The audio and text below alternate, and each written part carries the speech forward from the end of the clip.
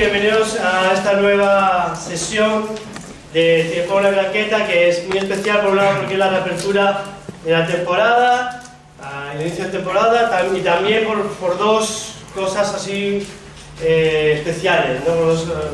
Dos eventos especiales. En primer lugar porque hoy por primera vez tenemos fuerza con el Foro Rebelde Mule, y los tenemos aquí, que es la primera vez que además se ven todos los administradores en persona. Y es la primera vez que organizan un evento público. Bueno, yo lo primero agradeceros que me hayáis invitado y voy a ser muy breve. Pues nada, yo soy Nacho, soy de Córdoba y estudié teatro y llevo un tiempo haciendo documentales.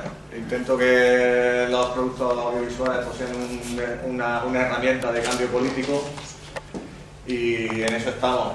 He trabajado anteriormente en sobre la guerra civil, las brigadas internacionales sobre todo, y ahora pues este es el primer documental de dos, el próximo saldrá en los próximos meses, sobre la transición española con el objetivo de hablar sobre la ruptura con el régimen del 78, del que hablaremos después de ver el documental si os apetece entender aquí una charlita y poco más, espero que os guste.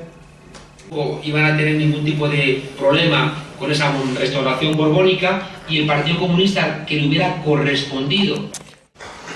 El objetivo del documental y tal, y intentaré no ser muy pesado y después me gustaría que hablaseis un poco vosotros y en fin, que comentásemos un poco lo que habéis visto y sobre todo de lo que voy a hablar ahora, ¿no?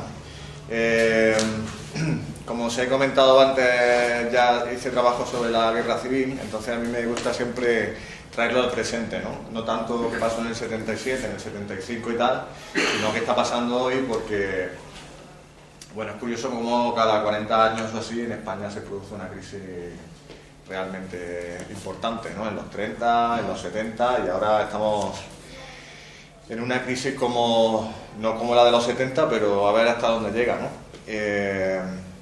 La idea fuerza del documental, ¿cuál es? Pues la idea fuerza es que todo lo que nos han contado sobre la transición, o gran parte es mentira, no fue una transición ideal, sino que estuvo basada en muchas mentiras y en muchas traiciones, sobre todo a la gente, que estoy seguro que alguna de vosotros estuvisteis en partidos políticos y tal, y que la ruptura con el régimen del 78, como se viene diciendo, es realmente importante, ¿no?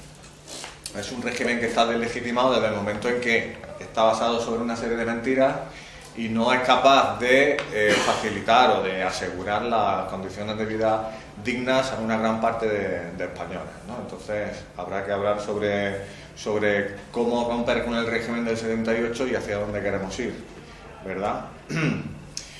Porque además está sobre una base mentirosa, como es que se rompió con el régimen. No se rompió con el régimen desde el momento en que, si los policías seguían siendo los mismos, si los jueces seguían siendo los mismos, si los militares seguían siendo los mismos, y si, como hemos visto, muchos de los políticos que entraron en los partidos, no te digo solamente de la UCD, sino del mismo PSOE, tenían familiares o venían del franquismo, en realidad, si no cambiamos la estructura fundamental del país, ¿en qué se rompió?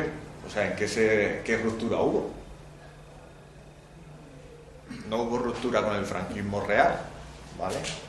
Aparte de muchos cambios políticos que los hubo. Yo no estoy diciendo pero si la superestructura de un país no cambia, en el fondo estamos cambiando bien poco. Sobre todo porque nos han vendido algo que era totalmente diferente. Yo nací en el 77, quiero decir, yo no viví eso, pero sí he crecido con una imagen de la transición totalmente falsa, ¿verdad? ¿Por qué hablo tanto del PC? Bueno, porque me interesa hablar del PC porque tuvo mucha importancia durante la lucha antifranquista. Decimos una cosa que no es verdad, decimos que es la única fuerza que estuvo luchando contra el franquismo, no es cierto, pero sí, es verdad que fue la hegemónica, ¿no? Y si nos lo traemos al presente, ha surgido una fuerza política como es Podemos, del 15M, o que bebe de las demandas que se hicieron en el 15M, y está pasando algo similar, no digo igual, pero similar. Vamos a estudiar, vamos a hacer un análisis de la transición para no repetir cosas que muchas de ellas se están haciendo, ¿eh? Se están repitiendo errores que yo creo que los que estamos en Podemos tendremos que luchar para que no se repitan mientras estemos ahí, y los que no estéis, pues supongo que como ciudadanos de España os preocupará, ¿no? El caso es que, y estoy seguro que aquí hubo gente que estuvo militando en el PC, sí, me han dicho varias veces que es injusto juzgar lo que se hizo en el pasado sin haberlo vivido. Pero también es verdad que teniendo una situación como tuvo el PC de fortaleza, internacionalmente había sucedido lo de la revolución de los claveles en Portugal, había unos partidos comunistas súper fuertes en Francia, en Italia, tienen una estrategia, cosa que actualmente no hace falta. Ellos tenían la estrategia eurocomunista, y en España tenían un fortísimo movimiento obrero que les apoyaba, ¿vale?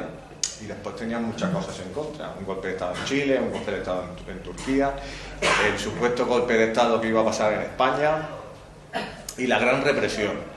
En el fondo podéis ver un estudio que hicimos sobre los asesinados por razones políticas en la transición. Más de 200 personas fueron asesinadas por el hecho, no todas, ¿no?, pero simplemente por estar en una manifestación te podían pegar un tiro y matarte. Y pasó, de hecho pasó en Atocha, quiero decir, a menos de 5 minutos de aquí, ¿no? Entonces, ante esas dificultades, ¿qué pudo hacer el PC? Pues se podía haber quedado al margen, ¿no? Se podía haber quedado al margen. Es decir, yo no entro aquí y sin embargo entro a por todas. Lo que quiero decir es que, bueno, a ver dónde estamos ahora, 2016, y a ver si vamos a entrar también a por todas, porque el resultado ya sabemos cuál es. Igual es preferible quedarse al margen de este proceso que estamos viviendo, ¿no?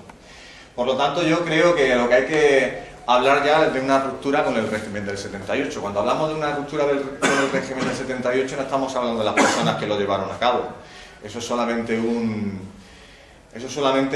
pues una idea, ¿no? Pero lo que es realmente importante es que empecemos a exigir los ciudadanos de este país que no se repitan las cosas que se hicieron en ese momento.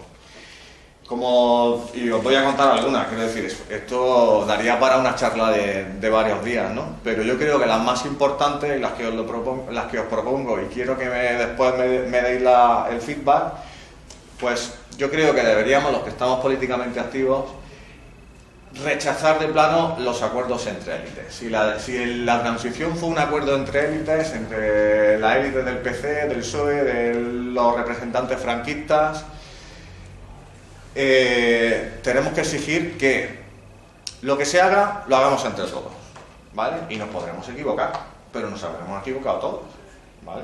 Os recuerdo que, bueno, no sé si lo sabéis, cuando el PC rechaza el leninismo, lo dice Carrillo en una rueda de prensa.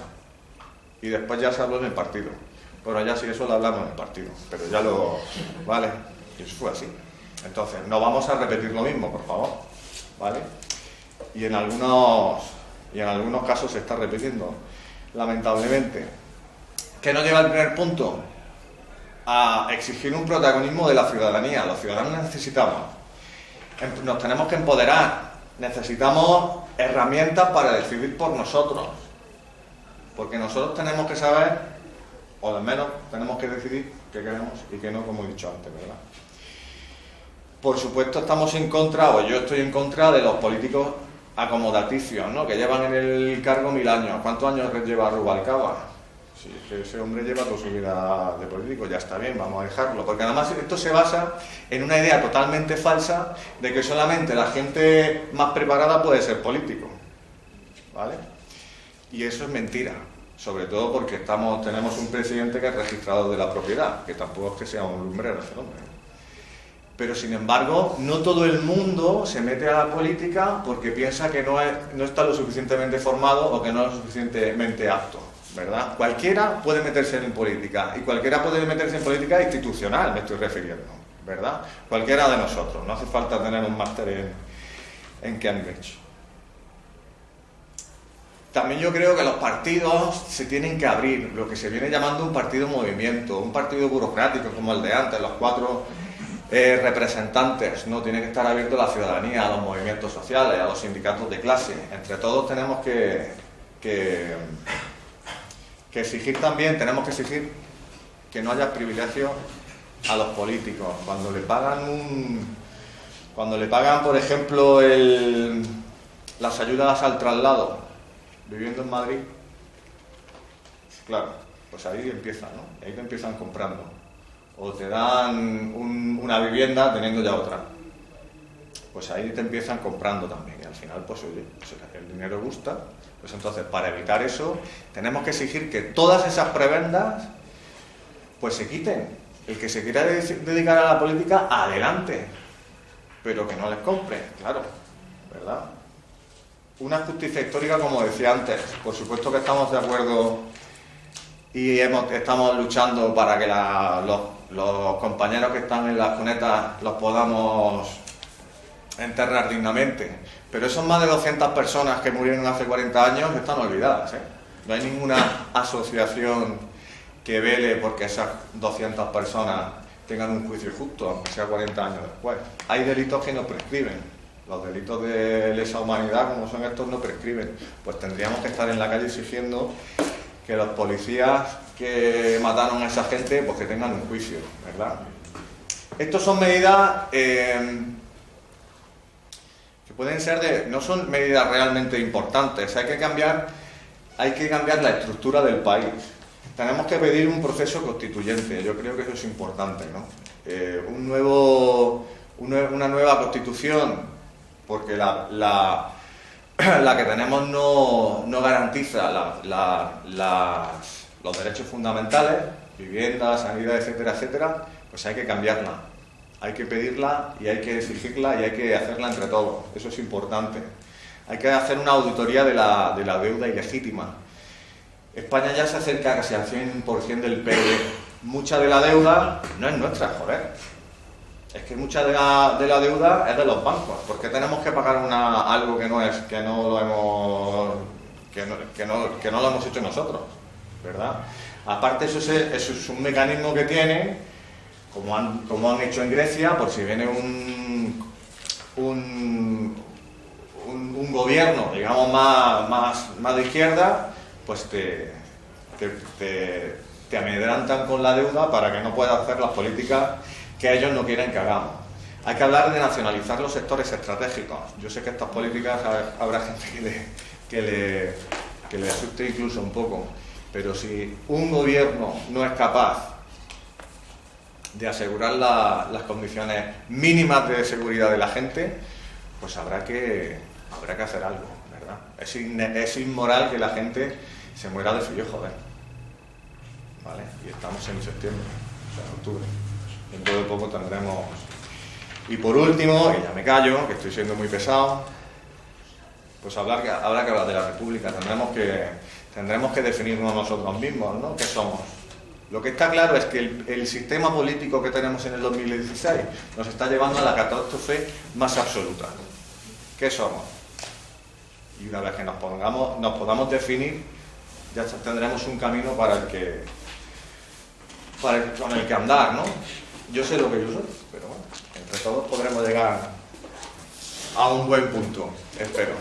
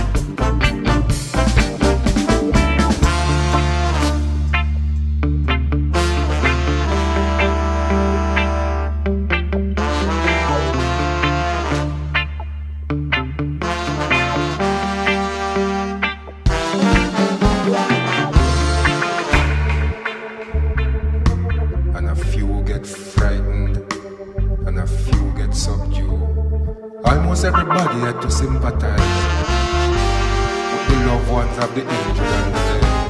For this massacre, make we come to realize